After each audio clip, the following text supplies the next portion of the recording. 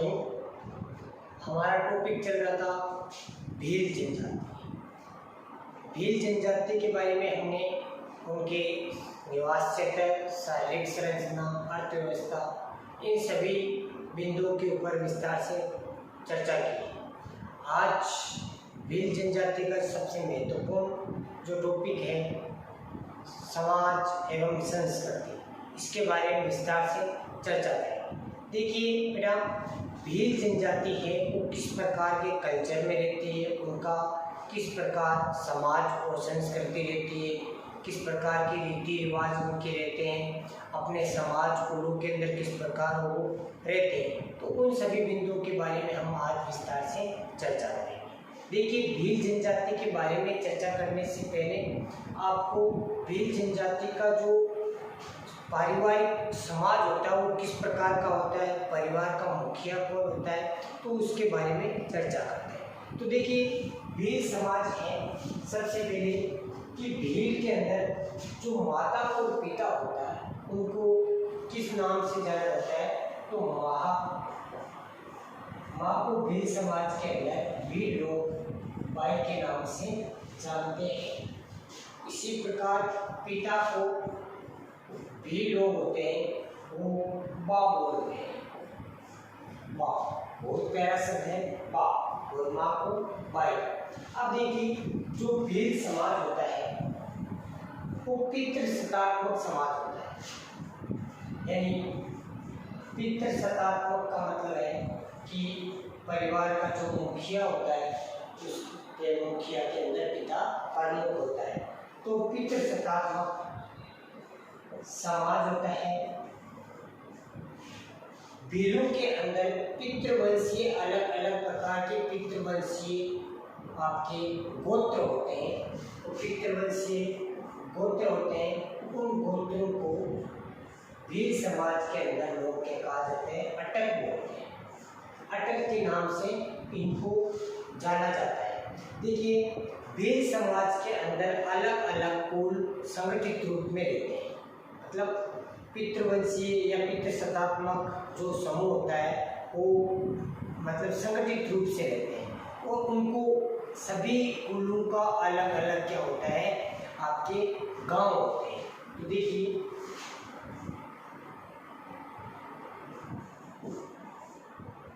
पितृवंशीय कुल होते हैं या कुलों का संगठन होता है, और ये संगठन होता है वो सब अलग अलग गांव में। ये कहने का मतलब एक कुल के लोग एक गांव में, दूसरे कुल के लोग अलग गांव के अंदर निवास करते हैं। अलग अलग गांवों के अंदर ये निवास करते हैं। अब देखिए, भील समाज के अंदर शादी विवाह है, उसमें शादी विवाह किस प्रकार के होते हैं। सबसे जरूरी बात यह है कि भील लोगों के अंदर चाहे भील युवा हो चाहे वृद्ध हो, उनकी पत्नी जरूर होती है। युवा या वृद्ध पत्नी जरूर होती है।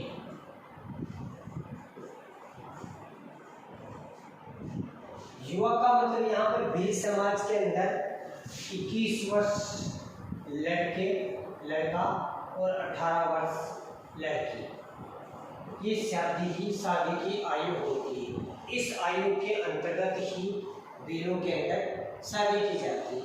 अब देखिए, भील जनजाति के अंदर बाल विवाह नहीं होते हैं। भीलों के अंतर्गत बाल विवाह है वो नहीं होते हैं। समझदार लोग होते हैं, बाल विवाह नहीं होते हैं। भीलों के अंदर देखिए, बहुपत्नी प्रथा का प्रचलन है, यानी एक भील के एक से अधिक क्या हो सकती है, पत्नियां हो सकती है। तो इसमें देखिए, बहुपत्नी प्रथा का प्रचलन पाया जाता है, यानी प्रत्येक भील के वो एक से अधिक क्या हो सकती है, आपकी पत्नी हो सकती है। इसके अलावा इनके अंतर्गत विधवा विवाह का भी प्रचलन है। विधवा विवाह का प्रचलन पाया जाता है। प्रचलन विधवा होता है, तो विधवा विवाह होता है, उनका प्रचलन इसमें होता है। इसके अलावा देखिए वेद के अंदर एक प्रथा चलती है बढ़ा लिया विवाह कराने। जैसे मान लीजिए हमारे शादी वगैरह होती है तो दो पक्ष, वर पक्ष और वधु पक्ष के बीच में एक बीच के अंदर मध्यस्थ होता है, तो इसी प्रकार बिलों के अंदर भी एक मध्यस्थ होता है। यानी कहने का मतलब है विवाह कराने वाला मध्यस्थ, या उसको ये बोल सकते हैं कि बिचौलिया, बीच में रहने वाला, तो उसको हम बिलों के अंदर क्या बोलते हैं, बढ़ालिया बोलते हैं। तो यहाँ पर अच्छा सा क्वेश्चन है कि बढ़ालिया क्या है, तो भील जनजाति में विवाह कराने वाला मध्यस्थ होता है, उसको क्या कहा जाता है, बढ़ालिया। विवाह कराने वाला मध्यस्थ, इसको क्या कहा जाता है, बढ़ालिया कहा जाता है।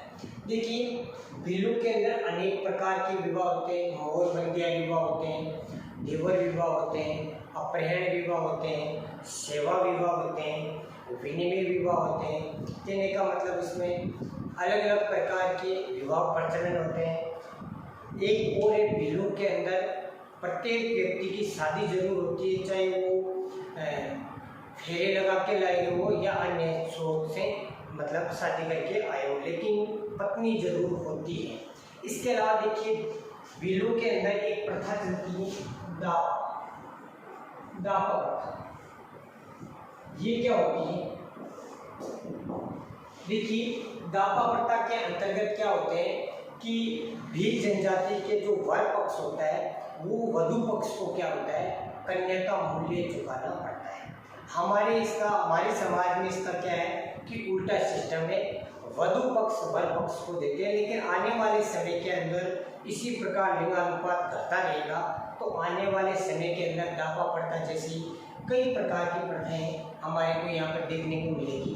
इससे दापा प्रथा में वर पक्ष वधु पक्ष को कन्या का मूल्य, या वर पक्ष वधु पक्ष के वधु के पिता को कन्या मूल्य चुकाता है, उसी को क्या कहा जाता है, दापा प्रथा। वर पक्ष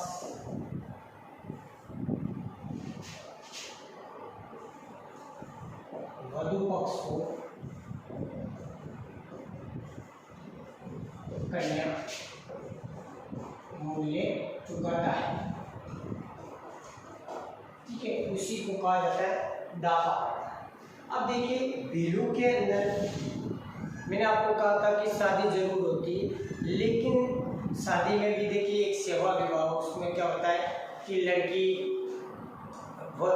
लड़के को कुछ समय के लिए लड़की के घर पर रहना पड़ता है और वहाँ पर वो कार्य करता है, विभिन्न प्रकार के उससे कार्य करवाते हैं। अगर मान लीजिए उसके कार्यों से संतुष्ट लड़की या लड़की के परिवार वाले हो जाते हैं तब उनकी शादी हो जाती है, अन्यथा उसको वापस समाज से निकाल दिया जाता है। ऐसे सेवा विवाह होता है, विनिमय यानी पैसे देके खरीद के शादी होती है। इसके अलावा मैंने आपको बताया मोहरबंदिया विवाह होते हैं, देवर विवाह भी इसके अंदर प्रचलित होता है।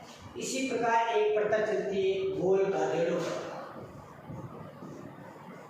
गोल गादेलो प्रथा, देखिए ये इंपॉर्टेंट क्वेश्चन बनता है यहाँ से। गोल गादेलो प्रथा क्या है, तो इसमें क्या होता है कि भील जनजाति के अंतर्गत वर पक्ष को यह क्या है कि लड़के को अपनी शूरवीरता और साहस दिखाने या मैदान के अंदर अपनी शूरवीरता दिखाते हुए अगर उस शूरवीरता के अंदर वो सफल हो जाता है तो उसको लड़की चॉइस करने का अधिकार होता है, ठीक है, उसको लड़की चॉइस करने का अधिकार होता है। तो इसमें देखिए गोल गादेलो प्रथा के अंदर लड़का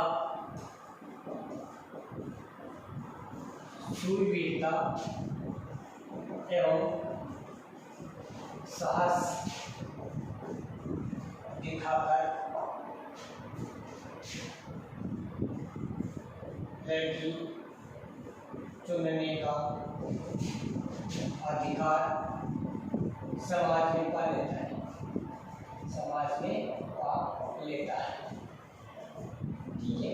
और विद्रोही प्रथा में जब मान लीजिए युद्ध के अंदर है या कहीं मेलों के अंदर विभिन्न प्रकार की प्रतियोगिता होता है, वहाँ पर युद्ध कौशल या वहाँ पर लड़के वो अपनी शूरवीरता दिखाता है। इसमें एक इसी के अंदर क्या है कि लड़का अपने मनपसंद लड़की से शादी कर सकता है। इसके अलावा देखिए भील जनजाति के अंदर प्रत्येक भील, चाहे पुरुष हो चाहे महिला हो, वो गोदना गुदवाते हैं, यानी जिसको बोलते हैं टेटू, गोदना गुदवाना। ठीक है, प्रत्येक जो भील होता है चाहे पुरुष हो चाहे महिला हो, वो क्या करते हैं टेटू बनवाते हैं, जिसको हम टेटू भी बोल सकते हैं। इसके अलावा देखिए भील जनजाति के लोग होते हैं वो प्रकृति प्रेमी होते हैं। प्रकृति प्रेमी है जिसको हम बोल सकते हैं टोटम। भील लोग होते हैं वो क्या होते हैं प्रकृति प्रेमी होते हैं, टोटम। ठीक, देखिए क्योंकि भील जनजाति के लोग होते हैं वो उनका जो क्षेत्र होता है, निवास क्षेत्र होता है, वो ज़्यादातर पहाड़ी इलाका होता है, तो उस क्षेत्र में रहते हैं। इसलिए इनका जो ये प्रकृति के साथ में विभिन्न प्रकार के समायोजन करके उसके साथ में रहते हैं। क्योंकि आपने देखा होगा कि भील जनजाति का जो निवास क्षेत्र है वो पहाड़ी इलाका है, वहीं से वो कंदमूल वगैरह वहीं कृषि करते हैं। और तो कहने का मतलब ये प्रकृति के साथ में मतलब प्रकृति की ये पूजा भी करते हैं। इसी प्रकार आजकल भील होते हैं वो ज़्यादातर क्या करते हैं कृषि कार्य करते हैं। तो ये भील जनजाति के लोग हैं वो कृषि के साथ साथ में क्या करते हैं, जब कृषि करते हैं तो अपने औजार पुत्रों की पहले क्या करते हैं पूजा करते हैं। ठीक, इसी प्रकार देखिए ये प्रकृति प्रेमी होते हैं, लेकिन ये अंधविश्वासी और भूत प्रेत में विश्वास भी करते हैं।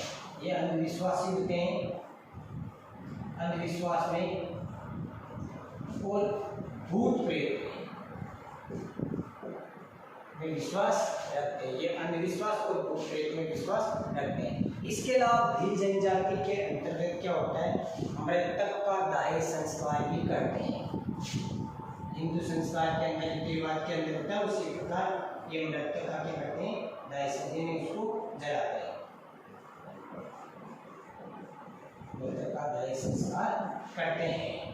इसके अलावा देखिए भीलों के जो प्रमुख मान लीजिए हम बात करते हैं कि भीलों के प्रमुख त्यौहार है, फेस्टिवल कौन कौन से हैं, तो प्रमुख त्यौहार के अंतर्गत देखिए कि होली है और दीपावली। ये भीलों के दो प्रमुख क्या है त्यौहार है, होली और दीपावली। इसके अलावा भीलों के प्रमुख अगर बात करते हैं कि नृत्यों की बात करें डांस वगैरह, तो भीलों के दो प्रमुख नृत्य हैं, एक तो घूमर और एक घेर। दो प्रमुख इनके नृत्य घूमर और घेर इनके प्रमुख नृत्य। अब देखिए भीलों का प्रमुख मेला है वो कौन सा है, तो भीलों का प्रमुख जो मेला है वो है बेनेश्वर धाम। बेनेश्वर मेला ये कहाँ पड़ता है राजस्थान में, डूंगरपुर जिले के अंदर पड़ता है, जहाँ पर 3 प्रमुख नदियों का संगम होता है जिसको हम बोलते हैं त्रिवेणी संगम। उसके अंदर 3 नदियाँ कौन सी है, माही, जाखम और सोन। ये 3 नदियाँ हैं, उन 3 नदियों का संगम होता है बेनेश्वर मेले के अंदर, डूंगरपुर के अंदर, वहाँ पर इनका प्रमुख मेला बढ़ता है। इसके अलावा देखिए भीलों के अंदर प्रमुख आपके इसके अंदर जो झाड़ फूंक करने वाले होते हैं, झाड़ फूंक करने वाले व्यक्ति को भील किस नाम से जाते हैं, तो झाड़ फूंक करने वाला झाड़ फूंक वाले को ये लोग क्या बोलते हैं, भोपा बोलते हैं। ठीक है, झाड़ फूंक करने वाले को ये लोग क्या बोलते हैं, भोपा बोलते हैं। और धार्मिक संस्कारों को ये पूरा जो करता है, इनके समाज में जो धार्मिक संस्कार होते हैं उनको पूरा करते हैं, उसको ये बोलते हैं भगत। तो धार्मिक संस्कार करने वाले को ये बोलते हैं क्या, भगत के नाम से जानते हैं। इसी प्रकार जो भीलों के मार्गदर्शक होता है, गाइड करने वाला भीलों को, उसको ये बुलावा बोलते हैं। जो मार्गदर्शक होता है इनको देने वाले इसको ये मोल्डोवा के नाम से जानते हैं। अब देखिए भीलों के अगर मान लीजिए कभी विपदा आ जाती है या भीलों के ऊपर दूसरे कोई लोग या दूसरी जाति इनके ऊपर आक्रमण कर लेते हैं, तो इनका जो यूनिटी होती है, संगठन होता है, वो बहुत ही मजबूत होता है। ये क्या करते हैं, ढोल बजा के क्या करते हैं, ढोल बजा के किलकारियाँ करके ये अपने लोगों को जल्दी से क्या कर लेते हैं, मतलब एकत्रित कर लेते हैं। और फायर इनका प्रमुख जो रणघोष होता है युद्ध के मैदान में फायर बोलते हैं। तो प्रमुख भीलों का प्रमुख जो रणघोष है युद्ध के अंदर वो है फायर।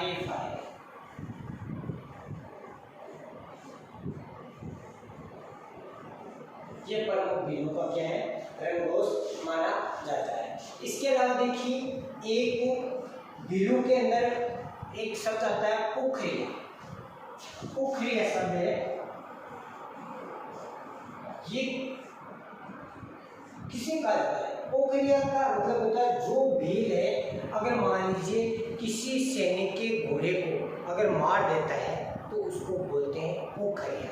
सैनिक के घोड़े को, कोई भी सैनिक है, सैनिक के घोड़े को मारने वाले व्यक्ति को किस नाम से जानते हैं, उखरिया के नाम से जानते हैं। तो देखिए इस प्रकार ये भील जनजाति की प्रमुख विशेषताएं हैं कि इनका समाज होता है वो पितृवंशी समाज है। गोत्र इनकी अलग अलग प्रकार की पितृवंशी गोत्र होती है, उनको अटक कहा जाता है। और अलग अलग इनके कुल होते हैं और वो कुल क्या करते हैं कि अलग अलग कुलों के अंदर ये अलग अलग गाँवों के अंदर निवासी हैं। ये कुल के लोग एक ही गाँव में निवास करते हैं।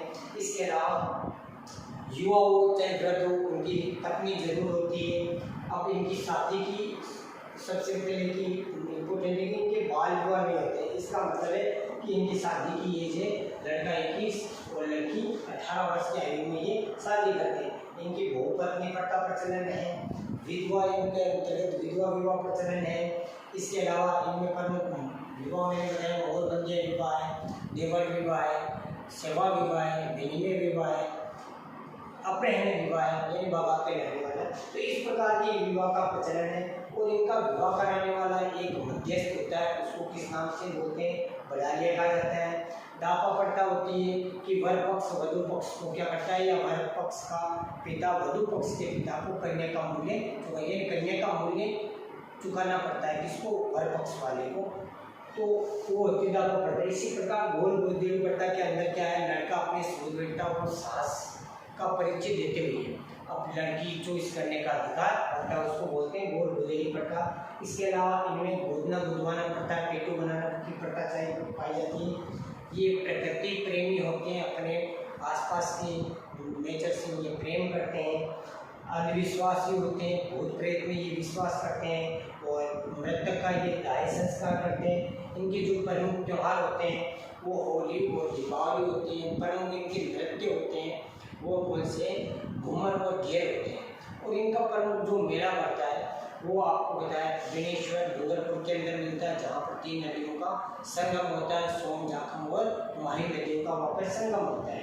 और इनके जो झाड़ फूँक करने वाला उसको ये फूका बोलते हैं। धार्मिक संस्कार करते हैं, पूरे करते हैं, उसको भगत बोलते हैं। और मार्गदर्शक होते हैं उसको बोला बोलते हैं।